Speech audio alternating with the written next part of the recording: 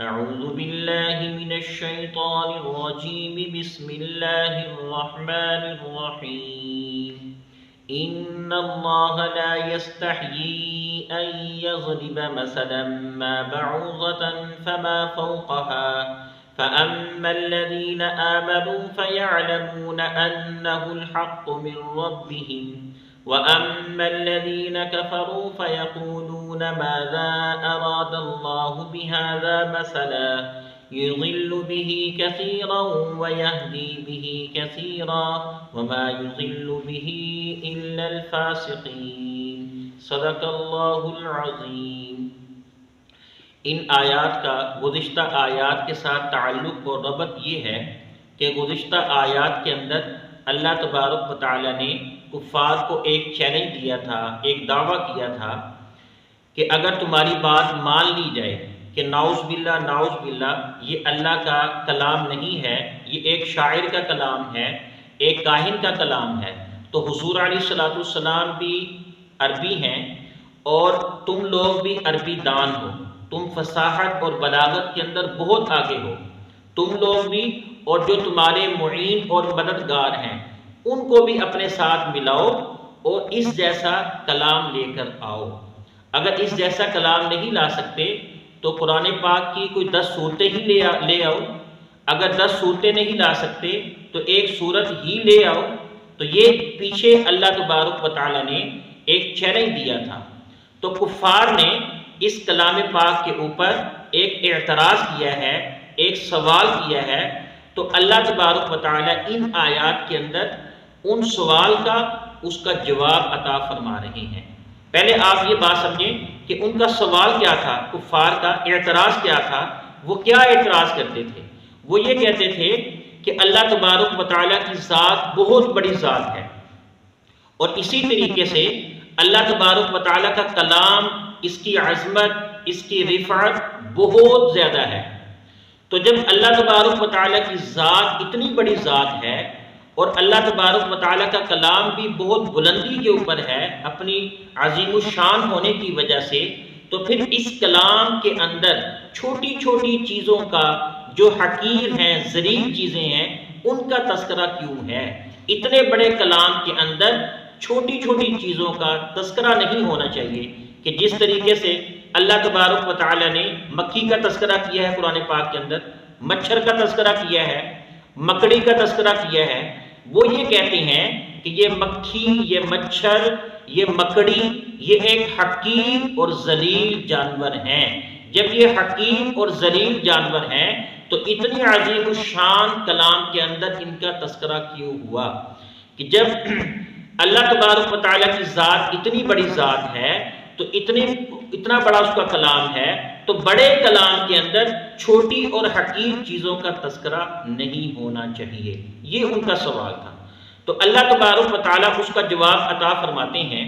اللہ تبارک و تعالیٰ نے فرمایا کہ اللہ کی نظر کے اندر دنیا ایک حقیر چیز ہے، ایک ذلیل چیز ہے، اور جب حقیر چیز کی مثال دینی ہوتی ہے تو حقیر چیز کے ساتھ ہی مثال دی جاتی ہے، ذلیل چھوٹی چیز کے ساتھ ہی دی جاتی ہے۔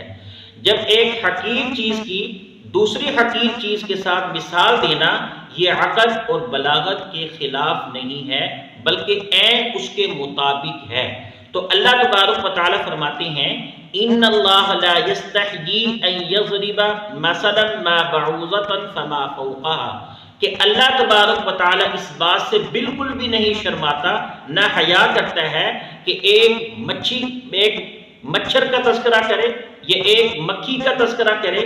اللہ تبارک و تعالیٰ تو فما فوقها، کہ جو اس سے بھی ذلیل اور اس سے بھی حقارت والی چیزیں ہوں گی ان کا تذکرہ بھی اللہ تبارک و تعالیٰ کریں گے۔ اور ان مثالوں کا اللہ تبارک و تعالیٰ ان مثالوں کا قرآن پاک کے اندر تذکرہ کرنے کا مقصد اور ارادہ کیا ہوتا ہے؟ مقصد اور ارادہ اللہ تبارک و تعالیٰ کا ایک امتحان لینا ہوتا ہے کہ جو مومن آدمی ہوتے ہیں وہ ان مثالوں کے بارے میں کہتے ہیں کہ یہ عین مطابق ہے، اللہ کی طرف سے ہے، اور وہ اس کے ذریعے سے ہدایت حاصل کرتے ہیں۔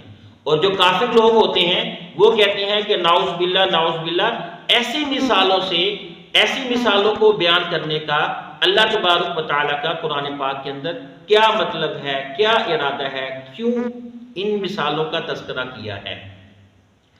اور آگے اللہ نے فرمایا یضل بہ کثیرا ویہدی بہ کثیرا، کہ ان مثالوں کے ذریعے سے ہی بہت ساروں کو اللہ تبارک و تعالیٰ ہدایت دیتے ہیں اور بہت ساروں کو گمراہی کی طرف لے کر جاتے ہیں۔ کہ جو اللہ کی فرما برداری کرنے والے ہوتے ہیں، اللہ کی اطاعت کرنے والے ہوتے ہیں، تو وہ تو یہ بات کہتے ہیں کہ یہ اللہ کی طرف سے ہے اور حق بات ہے، اور جو کافر لوگ ہیں اپنے کفر کی وجہ سے پہلے ہی وہ گمراہی کی طرف ہیں، پہلے ہی اللہ تبارک و تعالیٰ نے کفر کی وجہ سے، ظلمت کی وجہ سے ان کی سوچنے سمجھنے کی جو صلاحیت ہے وہی ختم کر دی ہے، تو وہ اور گمراہی کی طرف جاتے ہیں۔ آگے اللہ نے فرمایا وَمَا يُضِلُّ بِهِ إِلَّا الْفَاسِقِينَ، کہ جو فاسق لوگ ہیں وہ اس کے ذریعے سے گمراہ ہوتے ہیں۔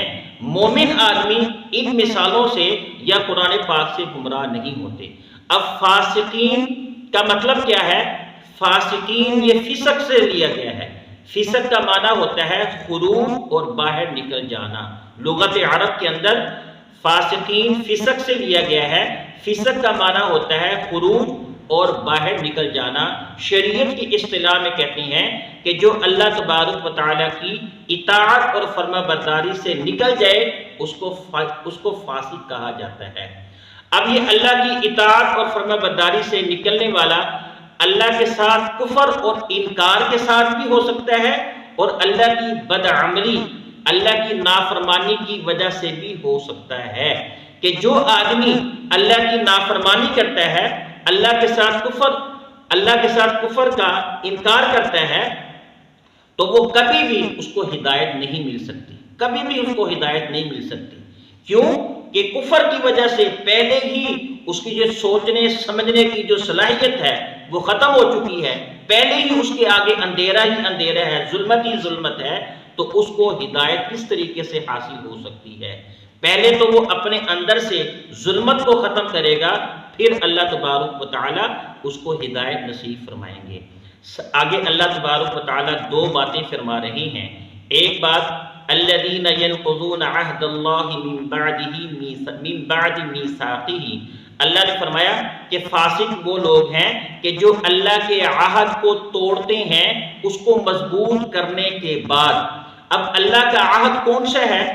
کون سا انہوں نے اللہ تبارک و تعالیٰ کے ساتھ عہد کیا تھا، اور عہد بھی وہ مضبوط کیا تھا، پھر اس کو توڑتے ہیں؟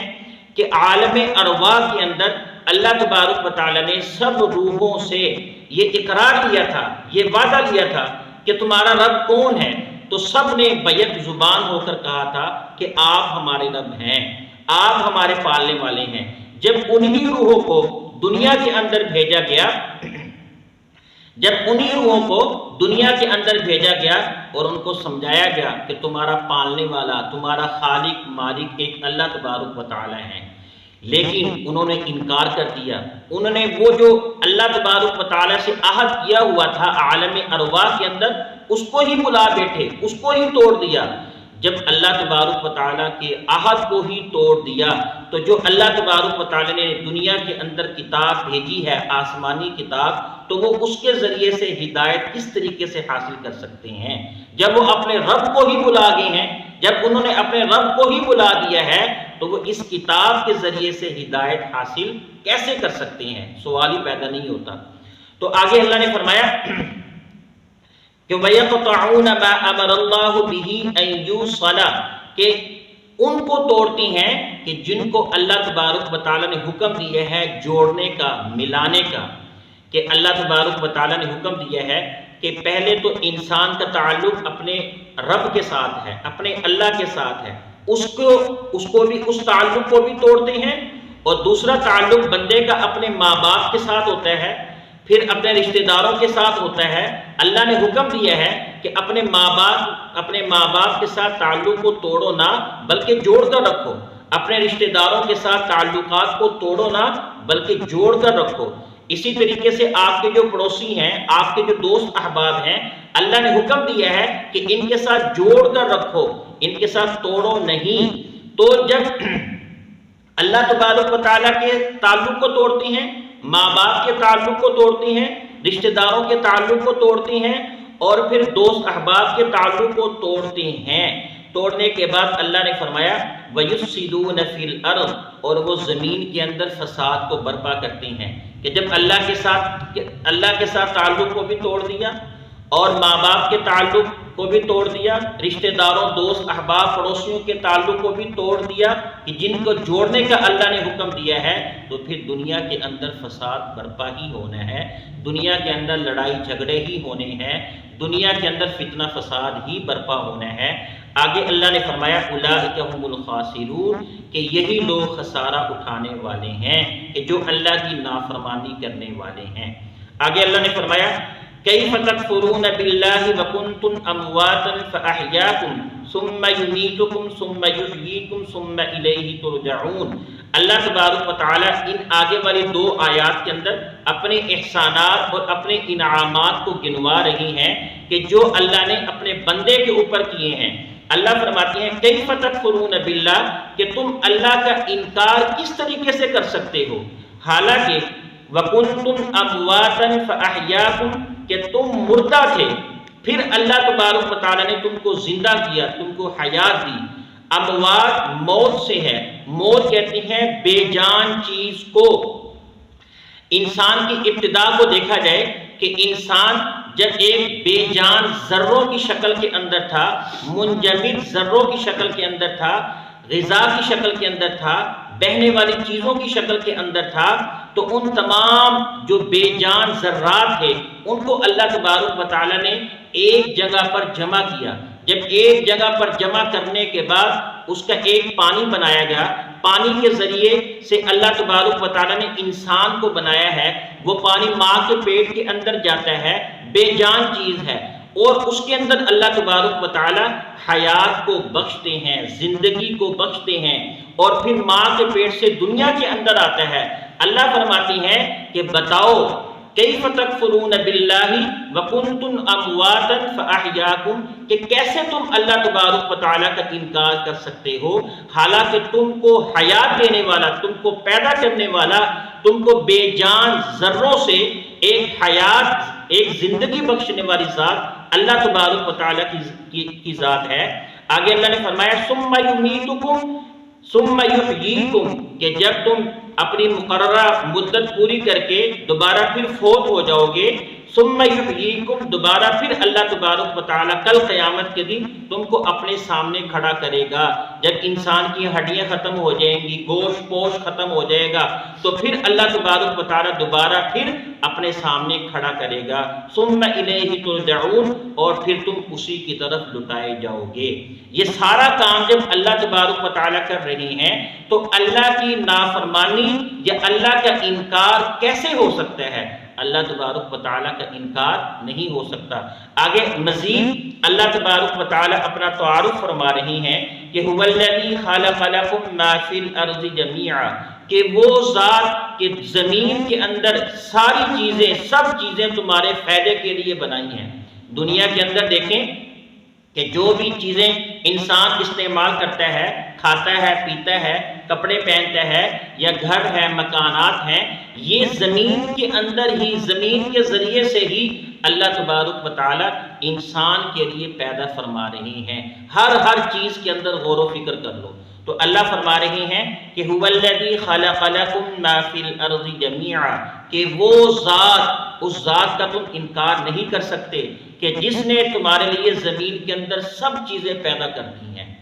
فرمایا ثم استوى الى السماء فسواهن سبع سماوات، پھر اللہ نے آسمان کی طرف ارادہ کیا، آسمان کی طرف ارادہ فرمانے کے بعد فسواهن سبع سماوات، 7 آسمان اللہ تبارک و تعالیٰ نے بنا دیے۔